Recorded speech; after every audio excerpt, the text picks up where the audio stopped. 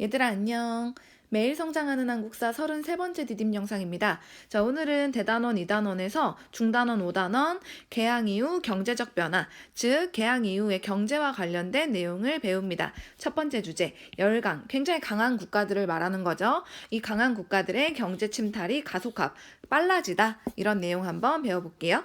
자, 먼저 첫 번째 주제, 개항과 일본 상인의 무역 한번 보도록 하겠습니다. 자, 여기에서 말하는 개항은요, 여러분들 1876년에 강화도 조약으로 우리가 부산, 원산, 인천 여길 시작으로 항구를 열게 되잖아. 이걸 이제 개항이라고 합니다. 보통 강화도 조약을 말을 해요. 즉, 이 강화도 조약 초기에 개항 초기에 일본 상인들 어떻게 무역을 했느냐, 그 무역 형태를 한번 보겠습니다. 개항 이후에, 즉 강화도 조약 이후에 외국 상인들은 거류지에서만 활동이 가능했어. 이거 우리 배웠었죠. 거류지가 뭐였어? 항구를 기준으로 해서 동서남북 10리, 4km, 지금의 빛가람동만한 크기라고 했지. 즉 한 지역에서 전체 다 막 마음대로 활보하는 게 아니라 항구 기준으로 딱 4km까지만 외국인들은 활동할 수 있었고, 이 거주하고 활동하는 공간을 거류지라고 한다고 했어. 이 거류지를 얘들아 알아두세요. 다른 말로는 또 뭐라고 하냐면 조개지라고도 말해. 조개지. 자, 아무튼 이 외국 상인들은 이 거류지에서만 활동이 가능했기 때문에 당시에 이 외국 상인들의 무역 형태는 개항장을 중심으로, 즉 개항했던 장소를 중심으로 하는 무역이 이루어집니다. 이런 무역 다른 말로 개항장 중심 무역 다른 말로 거류지 무역이라고 해요. 거류지에서만 무역을 했다고 하죠. 자, 이거는 별표 쳐놓고 알아두세요. 개항 초기에는 거류지에서만 무역을 한 거류지 무역이었다. 그러다 보니까 이 거류지 바깥을 넘어갈 수가 없잖아. 그래서 개항장에 있는 외국 상인이랑 육지 안쪽에 있는 상인들을 중간다리 역할을 해주는, 중개해주는 상인이 등장을 하거든. 그걸 바로 여러분들 개항장, 객주라고 합니다. 즉 개항장의 외국 상인과 내륙에 있는 조선 상인을 중개해주는, 중간다리 역할을 해주는 상인이 등장을 하게 되는 거죠. 자, 밑에 있는 사진을 보시면 이거는 당시에 거류지의 모습, 사진으로 찍혀있는 모습이에요. 여기 보시면 바다잖아. 즉 한국 기준으로 해서 4km까지 이런 거류지 사진 남아있고요. 옆에 보시면은 선생님이 이번 여름 때 인천 간다고 했잖아. 인천 여행 갔다 왔거든. 거기 인천에 보면은 그 조개지, 거류지가 있어요. 이렇게 인천 전체 지도 보면은 여기에는 청나라 상인들만 활동하고 여기는 일본 상인만 활동하고, 이렇게 이게 바로 거류지 무역이라고 했어요. 여기 사는 무역을. 자, 이제 좀 더 구체적으로 일본 상인들 어떻게 무역했는지 볼게요. 일본 상인들은 무역상의 특혜, 굉장히 특별한 혜택이야, 그죠? 혜택을 획득을 했는데 어떻게 획득을 하냐면 배경, 1876년에 강화도 조약, 그리고 그거의 부속 조약 두 가지 있죠. 하나는 조일 수호조규부로, 그리고 두 번째 조일 무역규칙. 요거 체결하면서 굉장히 무역상의 특혜를 획득하게 되거든. 무역할 때 혜택이 있는 거야. 첫 번째 혜택, 어떤 혜택이 있느냐? 바로 영사재판권을 획득한다. 내가 만약에 일본 상인이야? 근데 조선에서 뭐 무역 활동을 하다가 뭐 사기를 쳤어. 근데 사기를 쳤어도 조선 내에서 사기를 쳐도 조선인이 처벌하는 게 아니라 일본법에 의해서 심판을 받고, 그러니까 조금 더 유리하게 일본 상인들에게 적용될 수가 있는 거죠. 이 영사재판권을 획득할 수 있었던 거는 바로 강화도 조약에 이 조항이 있었잖아. 영사재판권. 그러니까 여러분들 이렇게 구분해서 알아두셔야 돼요. 영사재판권 획득은 강화도 조약으로. 자, 그리고 일본 상인들은 이 거류지에서 일본 화폐를 사용을 할 수가 있었어. 뻔히 조선에서 활동을 하면서 그럼 조선의 돈을 사용을 해야 되는데 자기네 화폐를 편하게 썼다라는 거죠. 이거는 조선의 경제에 혼란을 주는 거라고 했잖아. 이 조항이 있었던 건 뭐였어? 조일 수호조규 부록에 이 조항이 있었죠. 일본 화폐 사용이 허용되는 거. 자, 그 다음에 일본 정부 소속의 선박, 배가 우리나라 항구로 들어오면은 원래 다른 나라들은 이제 항세, 세금을 내야 돼. 그 항구를 사용하는 항세. 근데 일본 정부 소속 선박의 항세는 면제되고 자연스럽게 그 배에 있는 물건까지 세금이 면제되면서 일본의 수출입 상품 할 때는 무관세, 일본 상품 무관세가 되어버렸잖아. 자, 요 내용은 바로 어디에 들어가 있는 내용이야? 조일 무역규칙에 들어가 있는 내용이죠. 그리고 조일 무역규칙 내용 하나 더 추가를 한다면 바로 조선의 양곡의 무제한 유출이 가능하다. 일본 상인들이 조선의 곡식들 마음대로 가져갈 수 있는 그런 조항까지 있었잖아. 그래서 선생님이 조일 무역규칙은 무로 외우라고 했었지. 자, 아무튼 이렇게 일본 상인들이 특혜를 누리면서 무역 활동을 한 결과 일본으로 양곡이 엄청나게 많이 곡식이 다량으로 수출이 됩니다. 왜냐하면 조일 무역 규칙에 양곡의 무제한 유출이 있었으니까. 그러면서 정작 우리나라에서 필요한 곡식들은 부족해지는 거야. 곡식이 부족한데 사려고 하는 사람들이 많으면 자연스럽게 국내에 있는 곡물 가격은 굉장히 급격하게 올라가게 되겠죠. 이걸 급등한다라고 합니다. 자, 그리고 이때 일본 상인들이 거류지로 조선의 물건을 팔기 위해서 어떤 걸 들고 오냐면은 바로 일본 상인들은 영국산 면제품을 들여옵니다. 당시에 영국 같은 경우에는 옆에 있는 사진 볼래? 이렇게 이미 산업혁명이 추진이 되었기 때문에 공장에서 기계를 돌려가지고 굉장히 질 좋고 많은 면 제품을 마구잡이로 막 찍어내가지고 질도 좋은데 가격도 굉장히 쌌거든? 근데 일본 상인들이 이걸 들여와가지고 조선에 파니까 당시에 조선 같은 경우에는 이렇게 여러분들 배틀 짠다 하죠. 이제 배틀로 이제 천을 짜는 거? 이걸 면방직이라고 해. 목화실로 천을 짜는 거 면방직이라고 하는데 우린 다 손으로 이렇게 일일이 짰단 말이야. 근데 손으로 일일이 짜니까 가격도 좀 더 비싼 편이었어. 근데 이렇게 일본 상인이 영국산 면제품 들어오니까 당연히 조선의 면방직 수공업은 타격을 입을 수밖에 없는 그런 상황이 왔었다라는 거. 자, 이제 두 번째로 거리주 무역 이후에 청과 일본 상인의 상권 침탈 더욱더 심해지는 모습 한번 볼게요. 상권은 얘들아 상업을 할 수 있는 그 범위를 말을 하거든. 즉 청과 일본 상인들이 우리나라의 상업적인 공간까지 침탈해 오는 모습, 그런 거 한번 볼 거야. 자, 원래는 청과 일본 상인들 개항장의 거류지에서만 무역을 했습니다. 근데 이제 청과 일본 상인이 조선의 내륙까지 진출하게 되거든요. 그 내용을 한번 보도록 할게요. 자, 청나라 상인 같은 경우에는 우리 이전에도 배웠었어. 이모군란을 청나라가 진압을 해줬기 때문에 이모군란 이후에 조선은 조청상민 수륙무역장정을 체결해서 청나라 상인들이 조선 내륙까지 들어와서 활동할 수 있는 권한을 주게 되죠. 자, 조청상민 수륙무역장정 내용 좀 더 자세히 보면은 여기 내용이 어떤 게 있냐면 영사재판권이 있어. 청나라 사람들 같은 경우에는 조선 땅에서 만약에 범죄를 저질러도 청나라의 법으로 처벌을 받는 이런 혜택을 받게 되고요. 그리고 청나라 상인 같은 경우에는 조선 내륙 중에서도 양화진은 어디냐면은 그 인천이랑 서울 가운데에 있는 그 배를 대는 나루터예요. 근데 굉장히 여기가 인천 서울 가운데 있기 때문에 물자 유통도 많고 굉장히 경제적인 요지라고 볼 수가 있어. 이 양화진이라는 곳과 한성, 서울이죠. 여기에 이제 점포, 가게를 열 수 있게 됐어. 즉 청나라 상인이 이런 내륙 지역까지 들어와서 가게를 열 수 있다라는 건 청상인의 내륙 진출이 허용됐다라는 소리죠. 이렇게 내륙으로 진출할 수 있는 권한을 어려운 말로 내륙 통상권이라고 합니다. 즉 여러분들은 조청상민 수륙무역장정으로 청나라 상인이 내륙까지 들어왔구나 라는 거 알고 계시면 되고요. 그러면 일본 상인들은 어떻게 내륙까지 들어와서 활동을 할 수 있었나 보면은 바로 조일 통상장정이 있습니다. 이거 얘들아 너네 처음 배우는 거야. 별표하세요. 이건 외우셔야 돼. 조선과 일본이 상업을 하기 위해서 통상은 상업을 하는 거죠. 상업을 하기 위해서 만든 규정, 장정이라고 합니다. 자, 조일 통상장정은요. 조청상민 수륙무역장정이 체결되고 1년 뒤 1883년에 체결이 되는데요.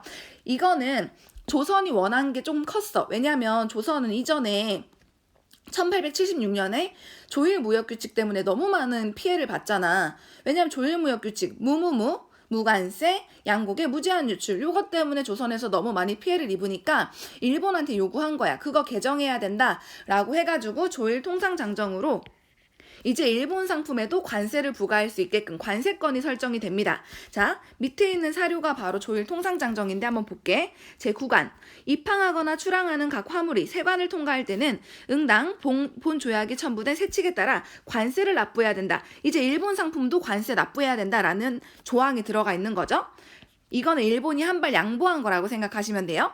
그 다음에 방공령을 선포할 수 있다라는 규정도 들어가 있습니다. 방공령이 뭐냐면 방어한다 할 때 그 방이거든 막을 방자야.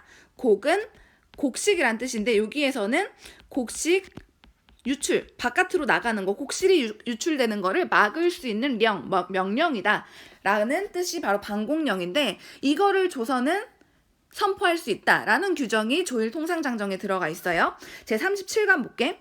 조선국에서 가뭄과 홍수, 전쟁 등의 일로 인하여 국내의 식량이 결핍할 것을 우려하여 일시적으로 곡물 수출을 금지하려고 할 때, 곡물 수출을 막으려고 할 때, 방곡하려고 할 때 반드시 1개월 전에 지방관이 일본 영사관에 통지하여 미리 그 기간을 항구에 있는 일본 상인에게 전달해 일률적으로 준수하는 데 편리하게 한다.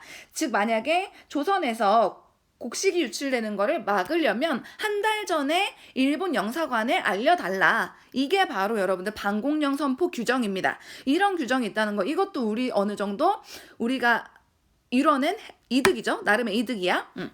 대신에 우리한테 불리한 것도 있었습니다. 바로 최애국 대우 규정이 그건데요. 최애국 대우 규정은 얘들아, 너네 나라를 최고의 혜택을 받는 국가로 대우해줄게 요거잖아. 이거 불평등한 거야. 왜냐하면 일본만 최애국 대우를 주고서 우리한테는 최애국 대우가 없었거든. 제42간 볼게. 조선 정부에서 어떠한 권리와 특전 및 혜택과 우대를 다른 나라 관리와 백성에게 베풀 때에는 일본국 관리와 백성도 마찬가지로 일체 그 혜택을 받는다. 조선도 그렇게 한다라는 말이 없잖아. 일본한테만 유리한 거죠. 그래서 이건 불평등한 겁니다. 이것 때문에 얘들아, 일본이 우리한테 뭐를 요구하게 되냐면, 야, 다른 나라 상인 보니까 너네 거류지, 개항장에 있는 거류지가 아니라 완전 그냥 한성까지 들어와서 서울까지 들어와서 장사하던데 우리도 그 혜택 줘. 우리 최애국 대우 규정 있잖아. 이렇게 우리한테 요구를 하다 보니까 이 최애국 대우 규정 때문에 일본 상인도 조선 내륙으로 진출하는 게 허용이 됩니다. 그래서 일본 상인까지 조선 내륙에 와가지고 활동을 하게 돼요. 자, 근데 이 서울 안에서도 자기들 마음대로 하는 게 아니라 서울에서도 활동할 수 있는 공간은 정해줘요. 자, 한성에 있는 밑에 보세요. 요만큼 파란색은 청나라 상인이 활동하는 곳, 요만큼은 일본 상인이 활동하는 곳. 근데 이제 개항장을 벗어난 거지, 그치? 내륙까지 와가지고 활동을 하는 모습들이에요. 자, 이렇게 청나라와 일본 상인이 내륙 진출까지 해가지고 자기들이 상업활동을 한 결과를 한번 볼게. 당연히 조선의 상권은 침탈되겠죠. 조선 상인들은 이제 라이벌이 너무 많이 생긴 거야. 그리고 또 하나, 개항장에 있는 객주가 쇠퇴하게 됩니다. 객주는 개항장 거류지에 있는 외국 상인이랑 내륙에 있는 상인들을 연결해주는 중간다리 역할을 했다 했잖아.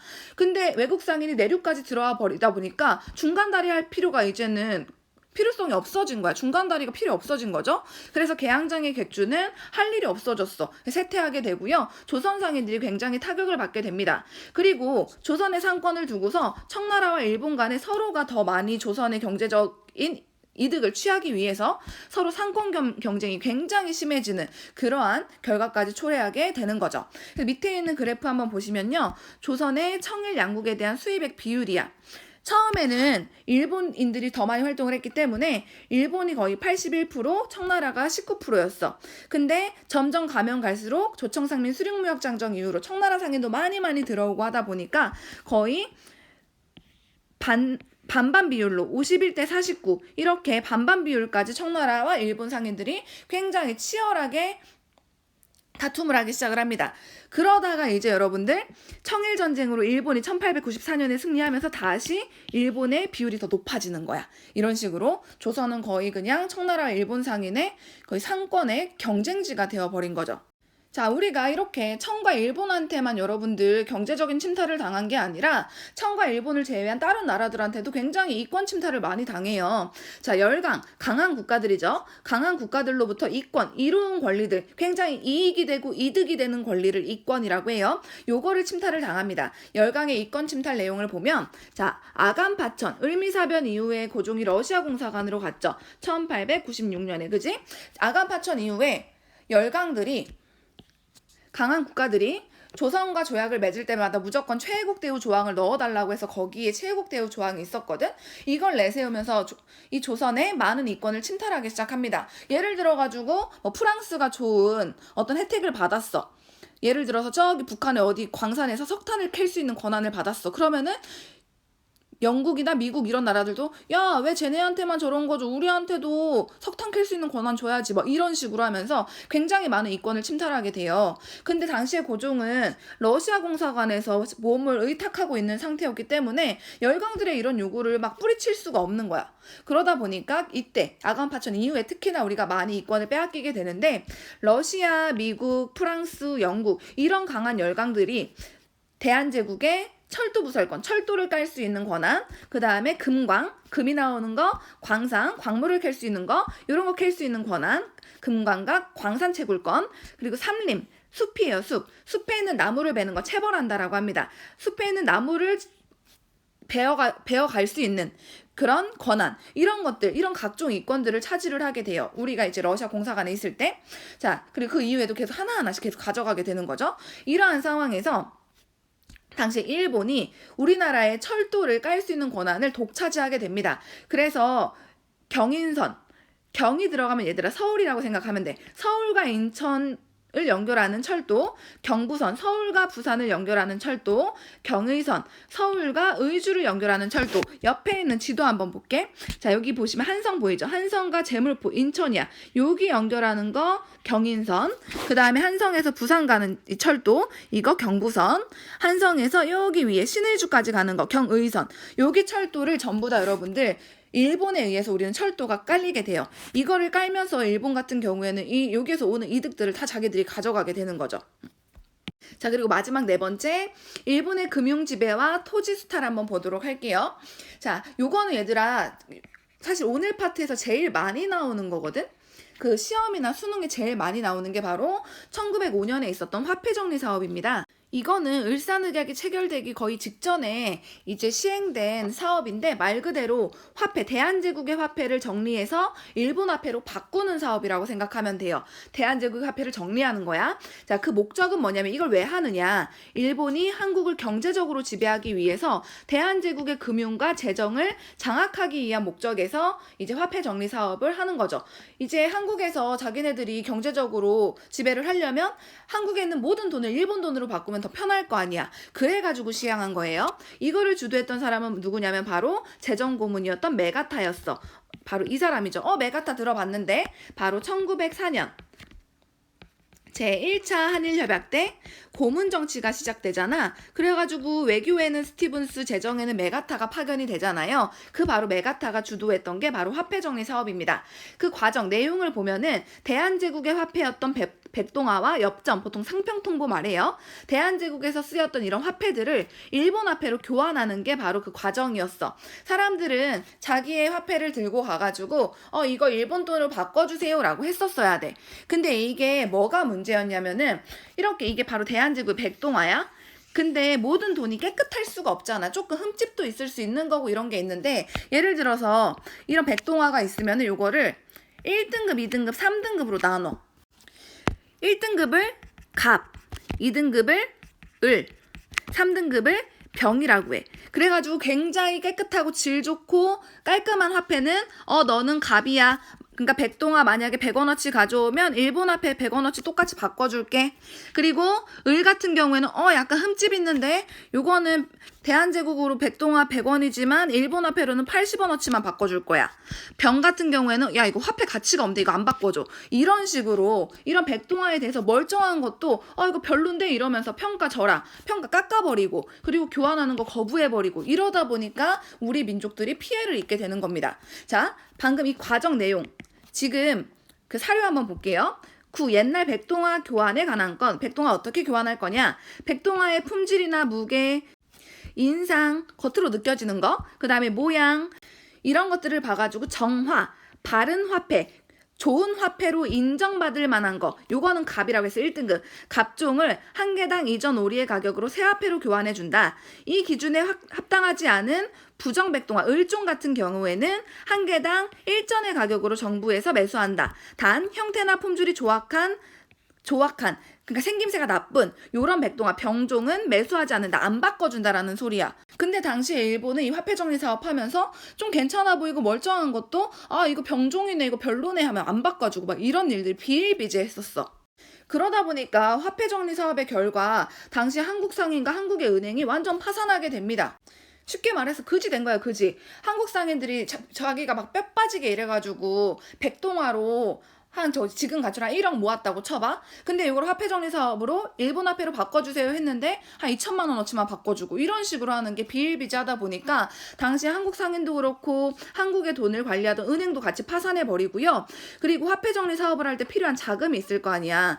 예를 들어가지고 사람들에게 주는 월급이라든가 아니면 사람들에게 홍보하는 비용이라든가 이런 온갖 사업 자금들을 일본에서 빌려줘. 일본 차관은 나라에서 빌려주는 빚이라고 했지. 빚이야. 국가에서 빌려주는 빚. 일본에서 자기들이 야 대한제국 너네 이거 화폐정리 사업할 때 돈도 없어? 우리가 일단 빚으로 너네한테 빌려줄 테니까 나중에 갚어. 이런 식으로 일본 차관으로 조달 쓰게 돼가지고 대한제국은 화폐정리 사업 원하지도 않았는데 일본 돈을 빌려가지고 하라고 하니까 굉장히 거액의 빚이 발생하게 되는 거죠. 이것 때문에 대한제국은 경제적으로 일본에게 엄청나게 예속당하게 됩니다. 이렇게 대한제국을 이제 경제적으로 금융적으로 지배하고 예속했던 대표적인 기관이 바로 지금 얘들아 그 인천 가면은 일본 제1은행 인천지점이 지금도 이렇게 남아있거든. 그래서 당시에 이렇게 금고도 현재까지 이렇게 남겨놨어. 선생님이 이번 여름에 갔다 왔거든. 여기에서 이제 화폐도 발행하고 그리고 바꿔주는 역할인데 안 바꿔주고 이런 식으로 금융 지배하던 기관이라고 여러분들이 보시면 돼요.